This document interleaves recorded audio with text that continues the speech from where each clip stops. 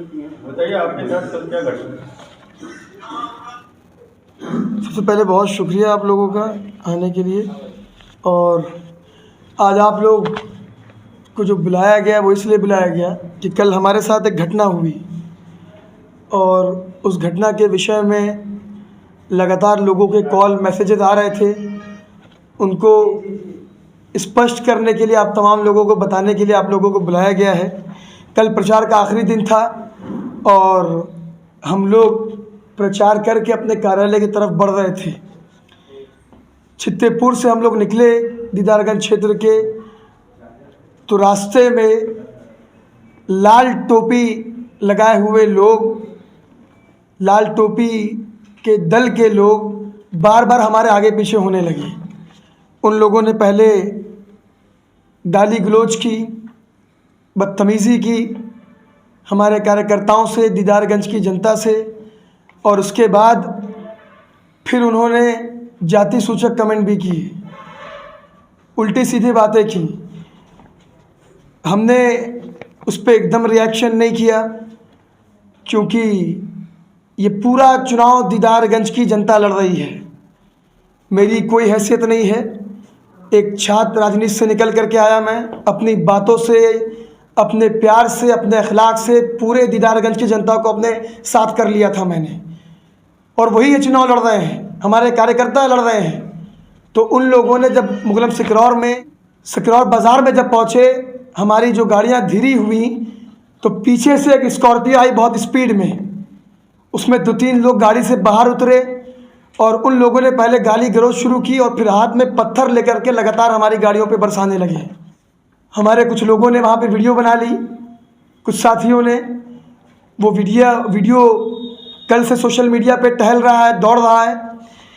और हमने वहाँ से लौटने के बाद सरायमीर थाने में हमने तहरीर दी थी, उस पर FIR दर्ज हो चुकी है। FIR की कॉपी आपके सामने आ चुकी है और उसमें सारी बातें लिखी हुई है तहरीर में, किस तरीके से घटना को अंजाम दिया गया था। ये तस्वीर आपके सामने मैं रखना चाहता हूँ कि ये लाल टोपी लगाए हुए शख्स, जिसके हाथ में आप पत्थर देख सकते हैं, ये हमारी गाड़ी के पीछे दौड़ रहा है और उसने पत्थर जो बरसाए थे हमारी गाड़ियों पे, ये देखिए उसके हाथ में पत्थर है। हमारी गाड़ियों के शीशे क्रैक टूटे हैं, साइड मिरर्स टूटे हैं। ये देखिए, इसमें ये एक शख्स है, ये बाइक पे 2 शख्स दिख रहे हैं आप, लाल झंडे लगाए हुए हैं, लाल टोपी लगाए हुए, गमछा लगाए हुए हैं, और जनता समझ रही है ये लोग किस दल के लोग हैं। ये पूरी तरीके से चुनाव हार चुके हैं और अपनी हार को देखते हुए इन लोगों ने इस तरह की हरकत को अंजाम दिया। पूरी तरीके से बौखला चुके हैं ये लोग। इनको ये एहसास हो चुका है कि एक 25 साल के युवा ने इनके 25 साल के किले को ध्वस्त कर दिया है, 25 साल की विरासत को ध्वस्त कर दिया है। जो लोग बड़ी बड़ी पार्टियों के टिकट लेकर के आए थे, दल बल धन बल बाहुबल लेकर के दौड़ रहे थे, उनको दीदारगंज की जनता ने पूरी तरीके से ध्वस्त कर दिया है। चुनाव से पहले अपनी हार मान चुके हैं और इस तरह की हरकत लगातार कर रहे हैं ताकि क्षेत्र का माहौल ख़राब हो। क्षेत्र में एक तरह का, हम लोग साहब पढ़े लिखे लोग हैं, सभ्य लोग हैं, कानून को मानने वाले लोग हैं। हमने किसी तरह की अव्यवस्था नहीं होने दी वहाँ पे। हमने दीदारगंज की जो जनता हमारे साथ थे, हमारे जो कार्यकर्ता साथ थे, उनको समेट के लेकर के हम लोग वहाँ से निकले। मैंने अपने ड्राइवरों से कहा कि गाड़ी भगाओ यहाँ से, कोई रिएक्ट नहीं करेगा। इसी गंदी राजनीति को बदलने के लिए हुज़ैफा रशादी क्षेत्र में आया है, दीदारगंज में आया है। इससे पूर्व भी हम पे हमला हुआ। जब हमने शुरुआत की अपनी कैंपेन की, नॉमिनेशन के दूसरे दिन के आसपास हम पे हमला किया गया मार्टिनगंज के बाज़ार के पास, निकासीपुर के पास, हमने उसको भी दबा दिया था। उस टाइम हमने तहरीर दी थी थाने में, दीदारगंज थाने में देख सकते हैं रिकॉर्ड आप।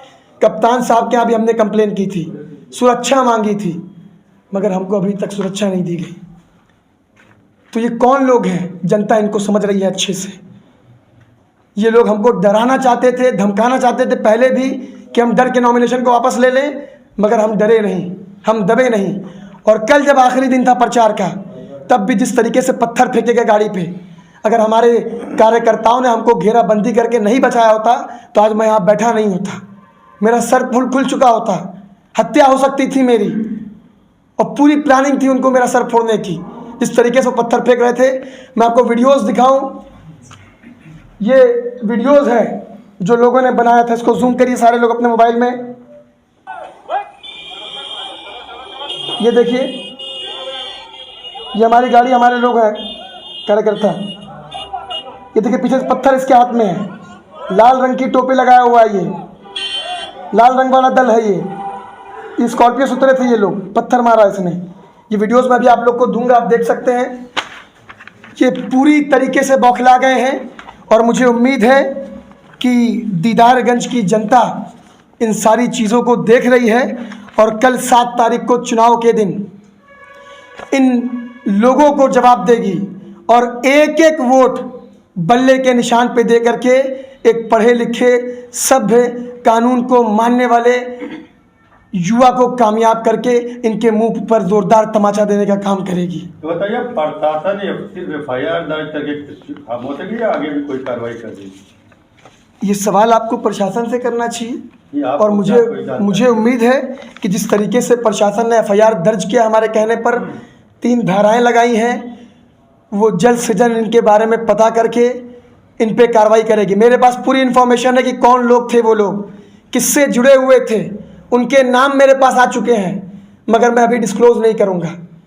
मैं इंतज़ार कर रहा हूं। मुझे पूरा भरोसा है प्रशासन पे आपके कि वो पढ़े लिखे युवाओं का साथ देगी, दीदारगंज की जनता का साथ देगी। ये अटैक मुझ पे नहीं था, ये दीदारगंज की जनता पे अटैक था। एक एक युवा, एक एक महिला, एक एक बुजुर्ग पे अटैक था, जो लोग इस बेटे को प्यार दे रहे हैं, मोहब्बत दे रहे हैं, लगाव दे रहे हैं। और परसों का जो हमारा रोड शो था, उसने इनके सारे जो बचे कुचे कसर रह गए थे उसको ध्वस्त कर दिया है। पूरे क्षेत्र में बल्ले की लहर है, हुज़ैफा की लहर है। उससे ये लोग बौखला गए हैं, पगला गए हैं, इनका दिमाग काम नहीं कर रहा है। क्या एक युवा पढ़ा लिखा इनके सामने चुनाव भी नहीं लड़ सकता? उसके बाद उसके ऊपर 2-2 बार अटैक करवाएंगे, उसको धमकी देंगे फ़ोन करके कि तुम पे गोली चलवा देंगे, तुम्हारी हत्या करवा देंगे। मैंने आज तक नहीं बोला था मीडिया में, आज इसलिए बोल रहा हूँ कि पानी सर से ऊपर जा रहा है। ये जनता को सोचना होगा और जनता सोच रही है। मुझे उम्मीद है कि जनता इस लोगों का मुंह तोड़ जवाब देगी कल, एक एक वोट बल्ले पे डाल करके। पूरी तरीके से आश्वस्त हूँ कि दीदारगंज की जनता ने पूरा मूड बना लिया है। प्रचंड वोटों के साथ इस बार दीदारगंज में एक नए अध्याय की शुरुआत होने जा रही है। सबसे युवा पूरे उत्तर प्रदेश का इस बार विधानसभा पहुंचेगा दीदारगंज से। और जिस तरीके से तमाम लोगों का साथ है,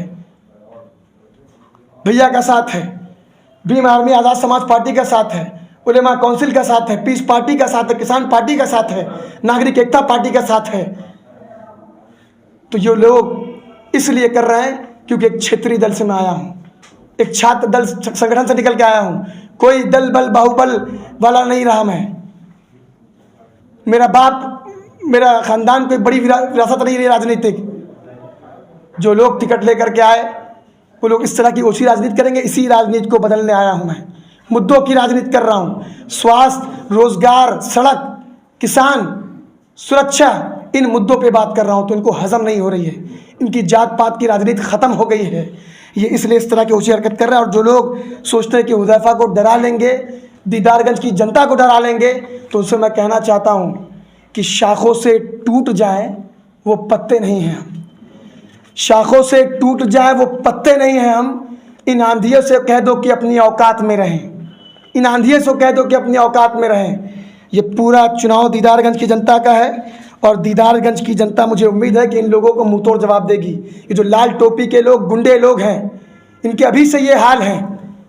अभी कुछ हुआ नहीं है, अभी सरकार भी नहीं आई है, अभी से इनके ये हाल है कि लाल टोपी पहन करके खुलेआम झंडे लेकर के पथराव कर रहे हैं, धमकी दे रहे हैं, हत्या करने की गाली गलौज कर रहे हैं। तो जनता इनके कारनामे को समझ रही है और मुझे उम्मीद है कि कल 7 तारीख को, मुझे बहुत ज़्यादा कहने की ज़रूरत नहीं है, जनता इनका मुंह तोड़ जवाब देने का काम करेगी इस सीट पे। हुज़ैफा, आपको क्या लगता है आपके साथ इस तरह की किस किस साजिश हो सकती है, वजह क्या हो सकती है, आपको क्या लगता है? सब जनता बहुत समझदार है। लाल रंग किसका है जनता समझ रही है। मुझे बहुत ज़्यादा इस पर कहने की ज़रूरत नहीं है और जनता समझदार है, इसीलिए हमारे साथ आई है साहब कि 40 साल हो गया इस विधानसभा को बने तकरीबन इस सीट पे। सबसे पिछड़ी जिले की विधानसभा है। सड़कों का हाल देखिए, 2 सिर्फ पीएचसी है, मोहम्मदपुर ब्लॉक में, मार्टिनगंज ब्लॉक में। कई बस्तियों में गया, 20 आदमी मर गए, रात में उनको ट्रीटमेंट नहीं मिला, मेडिकल फर्स्ट एड नहीं मिला। किसान परेशान है, बस्तियों में पानी के निकास की कोई व्यवस्था नहीं है, मच्छर कीड़े मकोड़े पैदा होकर बच्चे बीमार पड़ रहे हैं, आवारा पशु किसानों की किसानी बर्बाद कर रहे हैं, उस पर कोई बोलने वाला नहीं है। शिक्षा के क्षेत्र में कोई काम नहीं है, एक सरकारी इंटर कॉलेज नहीं है, एक जीजीआईसी नहीं है विधानसभा में। तो शिक्षा के क्षेत्र से आया हूँ, इन मुद्दों पे काम करना चाहता हूँ, मासूम बच्चों की उंगली पकड़कर उनको शिक्षा देना चाहता हूँ, युवाओं के कंधे पे हाथ रख के उनको रोजगार देना चाहता हूँ, बुजुर्गों के बुढ़ापे में उनकी लाठी बन करके उनके स्वास्थ्य की सेवा करना चाहता हूँ, माताओं बहनों के लिए कॉलोनी बसा के उनको मकान देना चाहता हूँ, सड़कें बनवाना चाहता हूँ। तो ये बातें उनको हजम नहीं हो रही है। इनको शमशान कब्रिस्तान करना है, इनको हिंदू मुसलमान करना है, इनको मस्जिद मंदिर करना है। तो ये सारे लोग ध्वस्त हो चुके हैं और पूरे कॉन्फिडेंस के साथ कह रहा हूँ कि दीदारगंज की जनता ने, हर समाज, हर वर्ग के लोगों ने पूरा मूड बना लिया है बदलाव का। एक नया अध्याय की शुरुआत होगी 10 तारीख को, और हम लोग यहाँ से चुन करके दिल्ली पहुँच करके, प्रदेश की राजधानी लखनऊ पहुँच करके गर्मी बढ़ाने का काम करेंगे। और जो लोग दूसरे की गर्मी उतारने की बात कर रहे हैं, उनको शिमला भेज करके ठंडा करने का काम करेंगे। जी, आपने बताया कि आपके साथ पहले भी इस तरह का कोई घटना हो चुकी है, तो दोनों में सिमिलर क्या था, और क्या लगता है ये जो हमला हुआ है, ये क्या प्री प्लानिंग हुई है, ये कोइंसिडेंट था? ये पूरी प्लानिंग के तहत हुआ है, ये पूरी प्री प्लानिंग थी। हम जैसे ही निकले, हमारे पीछे से गाड़ियाँ लगी थी, हमने उनसे हाथ जोड़ के निवेदन किया कि साहब चुनाव है, चुनाव लड़िए, क्यों उस तरह की हरकत कर रहे हैं। और यही फ़र्क है उनमें और मुझ में। हमने अपने कार्यकर्ताओं को समेट करके, हमारे कार्यकर्ताओं पे, दीदारगंज की जनता पे हमला था, उनसे हाथ जोड़ करके मैंने कहा कि आप लोग कोई रिएक्शन मत करना, आप चलो यहाँ से। तो ये फ़र्क होता है पढ़े लिखे प्रत्याशियों में और दूसरे प्रत्याशियों में। पिछली बार जो हमला हुआ था वो भी क्या कुछ लाल टोपी वाले ही थे या कोई अलग? जनता सब समझ रही है। पिछली बार धमकाने के लिए क्या, हाँ, पार्टी का नाम क्यों नहीं ले रहे हैं? मैं क्यों नाम लूँगा साहब? प्रशासन का काम है, पता करें, नाम मेरे पास मौजूद है। मुझे भरोसा है प्रशासन पे, आजमगढ़ ज़िले की, वो उसकी जांच पड़ताल करके इसको, इन लोगों को एक्सपोज करने का काम करेगी। और लाल रंग कौन लगाता है जनता समझती है, सब वो देख रही है। कभी से इनके ये हालात हैं। तो क्या 25 साल के युवा से ये पार्टी घबरा गई है? बिल्कुल घबरा गई है साहब, पूरी तरीके से डरे हुए हैं, चुनाव से पहले हार मान चुके हैं, तभी इस तरह की ऊंची हरकत कर रहे हैं, कायराना हमला कर रहे हैं। मैंने तो चैलेंज किया था सारे प्रत्याशियों को कि आओ किसी चैनल पे, किसी एक मैदान में, किसी दीदारगंज के मुद्दे पे डिबेट रखो, टॉपिक पे। अगर डिबेट हरा दोगे तो चुनाव से पहले मैदान छोड़ के चला जाऊंगा। इससे बड़ी बात हो सकती है?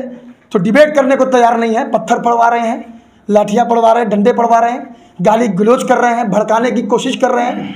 मगर हम लोग सभ्य लोग हैं, पढ़े लिखे लोग हैं, हम लोग इनके झांसे में आने वाले नहीं हैं। जनता सब देख रही है, कल इसका हिसाब बराबर करने जा रही है जनता। ने आपको क्या आश्वासन दिया है?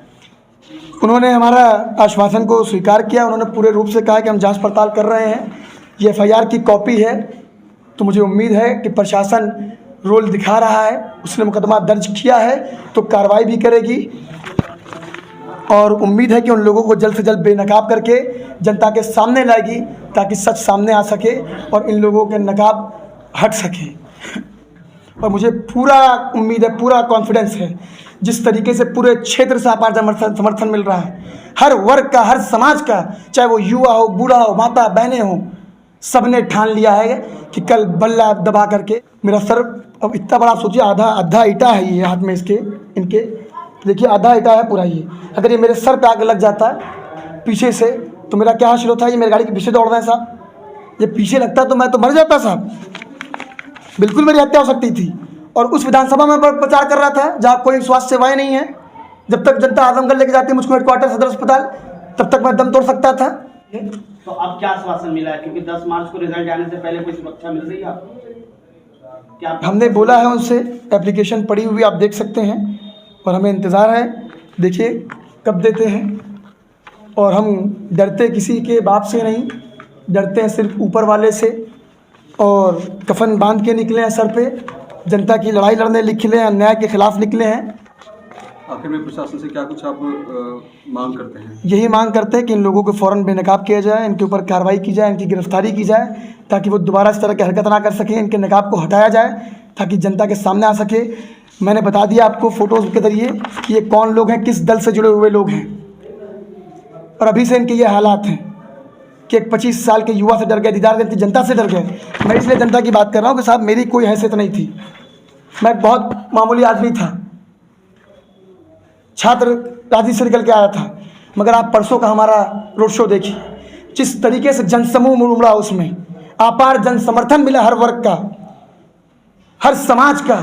एक एक बस्ती गए हम लोग, सबने वादा कर लिया है कि इस बार इस गंदी राजनीति को बदलेंगे, इस गंदी सियासत को बदलेंगे, और वो बदल के दिखाएंगे। 10 तारीख को आप देखेंगे। पूरी तरीके से आश्वस्त हूँ, 100% कॉन्फिडेंस के साथ कह रहा हूँ कि दीदारगंज में इस बार सबसे युवा विधायक बनने जा रहा है। ये जनता ने पूरा मूड बना लिया है। अब हम अपनी रेंज बढ़ा रहे हैं, अपनी मार्जिन बढ़ा रहे हैं, जो जनता से मिल करके, जनता से 3 दिन में हमने सिर्फ रेंज बढ़ाई है। लास्ट 3 दिन में चुनाव हम जीत चुके हैं, ये अपनी हार मान चुके, इस तरह की कायराना हरकत कर रहे हैं और जनता इनके ऊपर जवाब देगी। जब आप फिर 2 बार हमला हो चुका है, तो क्या प्रशासन ने कहा है कि आपको सुरक्षा देंगे? हमने उनको बोल दिया है, उन्होंने कोई जवाब नहीं दिया। जवाब का इंतज़ार है, अब देखिए क्या होता है।